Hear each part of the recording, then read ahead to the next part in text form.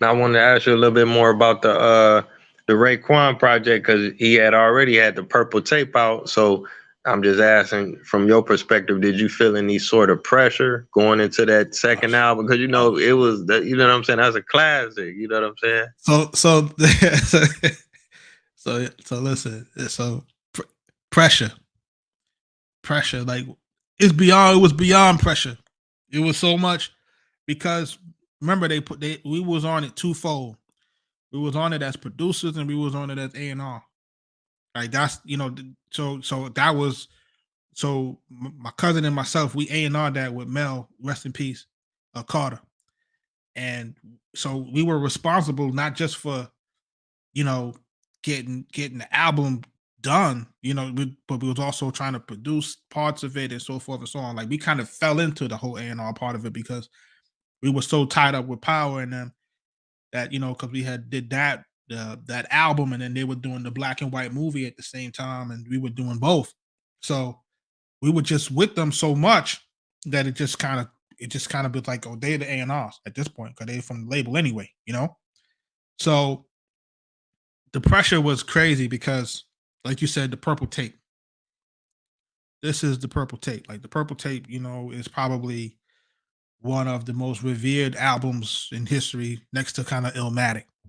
You know that, I know that. We knew that was a situation. In all honesty, we really thought that RZA was going to be part of that album. We knew that he wanted to expand his sound, but we all felt that it was going to be RZA plus ourselves, Trifling Dawn. Shout out to him. We thought it was going to be more of that kind of collaborative effort where he took the head lead on it, But at the time, there was, I don't want to say there was a fracture, but there was something that was going on behind the scenes that we weren't really privy to, and that didn't happen. So from our vantage point, we were trying to see how we can make it as close to what he had came out with before, but he honestly wasn't in the mind frame to make a Purple Tape 2. He wasn't there. He didn't want to create another Cuban Links.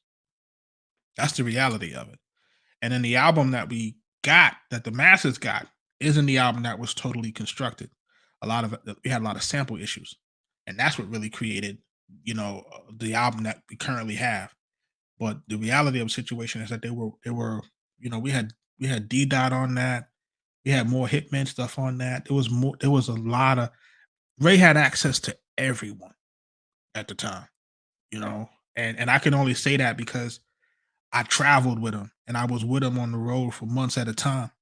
So we were recording every day and different producers were coming. They were coming, like, I was in those rooms and I was listening to those songs being done, so some of them just didn't clear.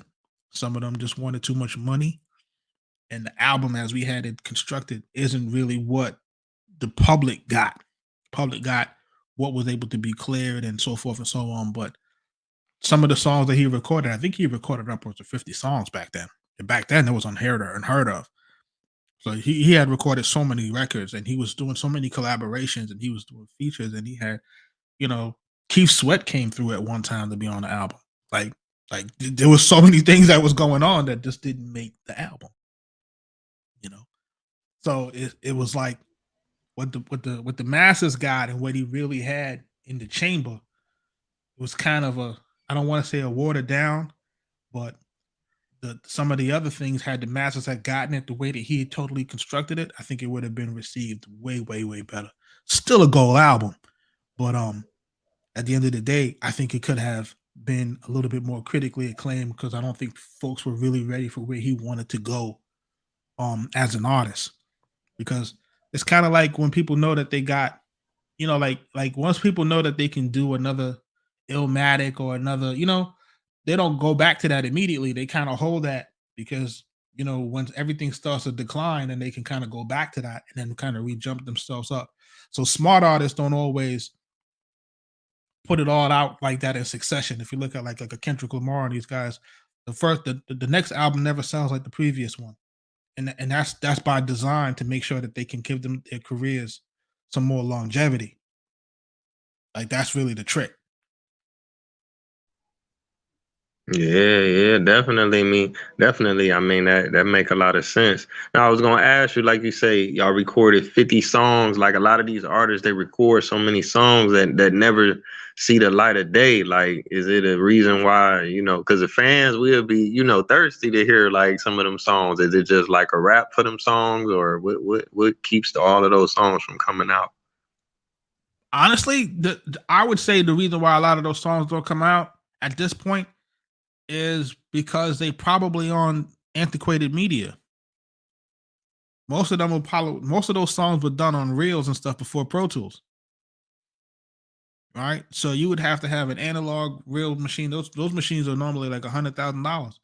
Like you would have to go back to an old school studio, bring all the tapes back in, load them back up, then record them back to a digital medium. Sometimes you would have them on DATs.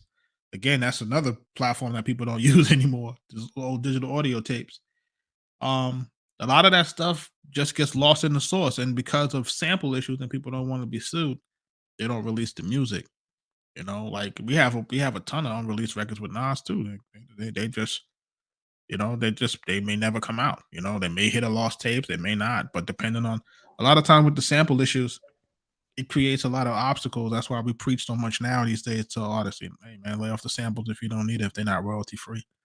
It really stopped a lot of the records that we were putting out from coming out. Oh wow.